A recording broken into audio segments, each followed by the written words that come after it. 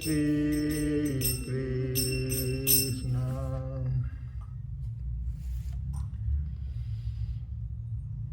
जातस्य हि ध्रुवो ध्रुवः मृत्युः ध्रुवं जन्म मृतस्य च तस्मात् अपरिहार्ये अर्थे न त्वं शोचितुम् अर्हसि। कल की कथा में वो कहे थे कि जिस जन्मे हुए की मृत्यु निश्चित है, और मरे हुए का जन्म निश्चित है। ध्रुवम, इससे भी, इसलिए अर्जुन से भगवान कह रहे हैं कि तुम शोक करने का योग्य ये विषय ही नहीं है, तुम उठा रहे हो, ये सब मारे जाएंगे। जो तुम विषय उठा रहे हो ये शोक करने के योग्य नहीं है। भगवान ने शोक करना अनुचित बतलाया है।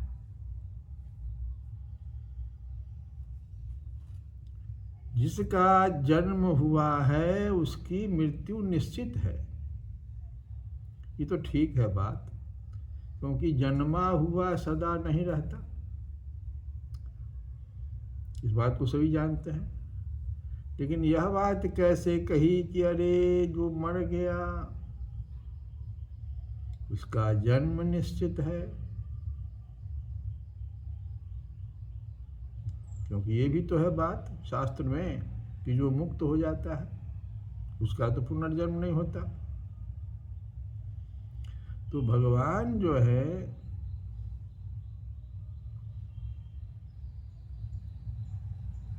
ये कहना चाह रहे हैं कि जो आत्मा का जन्मना मरना नित्य मानते हैं,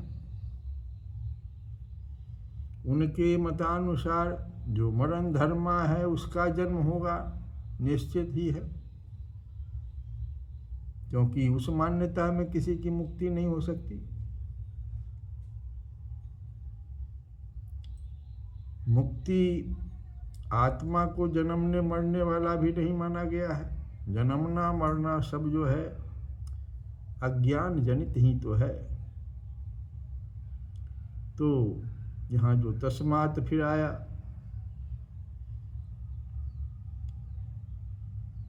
कि ऐसी स्थिति में निरुपाय बात के लिए शोक करना नहीं बनता।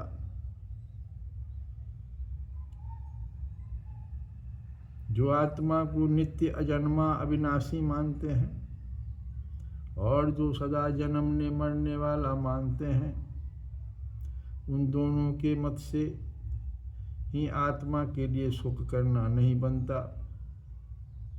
ये बात है। शरीर को उद्देश्य करके भी शोक नहीं करना चाहिए, क्योंकि भगवान आगे कहते हैं कि हे अर्जुन, संपूर्ण प्राणी जन्म से पहले अप्रकट थे, अव्यक्तादीनि भूतानि। अव्यक्तादि जन्म से पहले अप्रकट थे, अव्यक्तादीन भूतानि संपूर्ण प्राणी, और मरने के बाद भी फिर ये अप्रकट हो जाएंगे। व्यक्त मध्यानि भारत, भारत अपने हे अर्जुन, अर्जुन से कह रहे भगवान कि संपूर्ण प्राणी जन्म से पहले अप्रकट थे और मरने के बाद भी अप्रकट हो जाने वाले हैं, केवल बीच में ही प्रकट हैं। फिर ऐसी स्थिति में क्या शोक करना है?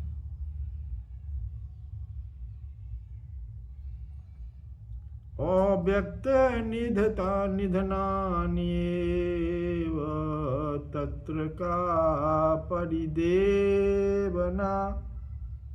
परिदेवना मतलब शोक करना।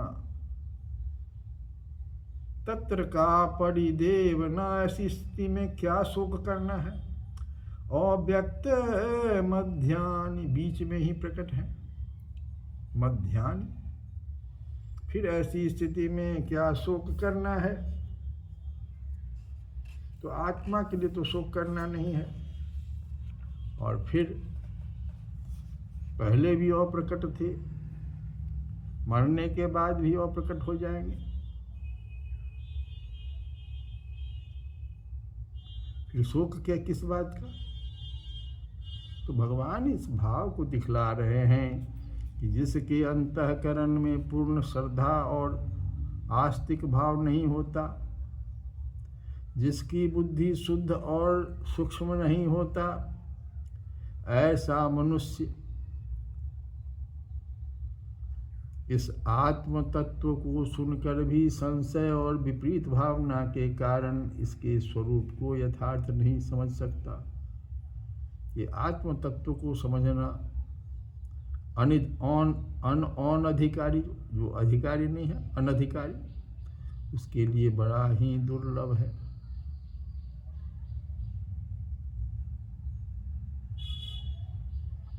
तो इस प्रकार से भगवान शोक नहीं करने के लिए कह रहे हैं अर्जुन को। और हम लोग कल भी यही कथा में सुने थे। अब तुलसी बाबा का जो भजन हम लोग विनय पत्रिका से, मैं हरि पतित पावन सुने, मैं हरि पतित पावन सुने, मैं हरि पतित पावन सुने। मैं पतित तुम पतित पावन,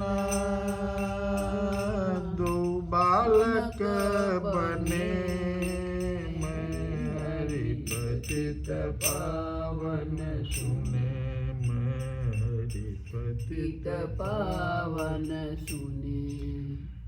व्याध गणिका गजय जामिल, साथ निगम निभने, और अनेक तारे जात का पैगने, मैं हरि पतित पावन सुने, मैं हरि पतित पावन सुने। तो तुलसी बाबा आगे गाते हैं, ये तो हम लोग कल भजन सुने ही थे कि हे हरि, मैंने तुम्हें पतितों को पवित्र करने वाला सुना है, सो मैं तो पतित हूँ और तुम पतित पावन हो, बस दोनों के मानक बन गए, दोनों का मेल मिल गया, अब मेरे पावन होने में क्या संदेह है। तुलसी बाबा कह रहे हैं, हे प्रभु मेरो ये सब दोष है, प्रभु मेरो ये सब दोष है, प्रभु मेरो सब दोष। शील सिंधु के पालनाथ, अनाथ आरत पोषो, मैं प्रभु मेरो ही सब दोष है, हरि मेरो ही सब दोष। वेश वचन विराग मन, अघ अवगुण निको कोसु, राम प्रीत प्रतीत पोली, कपट कर दव ठोसु, हे प्रभु मेरो ही सब दोष, हे प्रभु मेरो ही सब दोष। तुलसी बाबा कहते हैं, हे प्रभु अब मेरा सब मेरा ही दोष है। आप तो शीतल के समुद्र,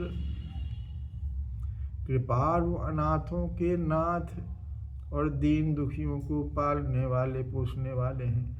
शील सिंधु कृपालु नाथ, अनाथ आरत पोषु, हे प्रभु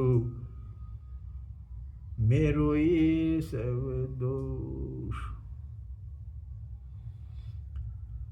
मेरे भेष और वचनों में तो वैराग्य दिखता है, वेश वचन विराग मन, मेरे तो जो वेश हैं, भेष जो मैं बना लिया, और वचन में तो वैराग्य दिखता है, किंतु मेरा मन पापों और अवगुणों का खजाना है। लेकिन मन को कहाँ हम दिखा रहे हैं, मन को तो हम ही देख रहे हैं मन अघ अब गुणनिको कोसु। मेरा मन तो पापों और अवगुणों का खजाना है। तो हे राम जी राम प्रीति प्रतीत पोली। हे राम जी आपके प्रेम और विश्वास के लिए मेरा मन पोला है। पोला होना मतलब पोली, पोला अर्थात उसमें तनिक भी प्रेम और विश्वास नहीं है।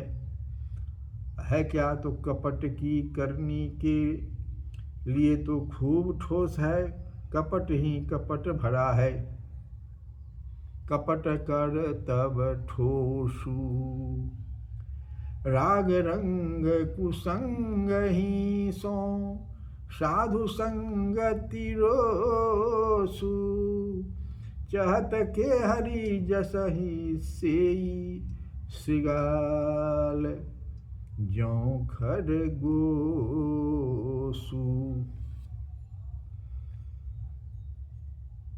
जैसे खरगोश सियार की सेवा करने के सिंह की कीर्ति चाहता है, वैसे ही मैं कुसंगति से तो प्रेम करता हूँ और साधुओं के संग में झुंझलाया करता हूँ। जैसे खरगोश गीदड़ के बल पर सिंह की सी कीर्ति चाहता है, पर सियार तो उसे खा ही डालता है।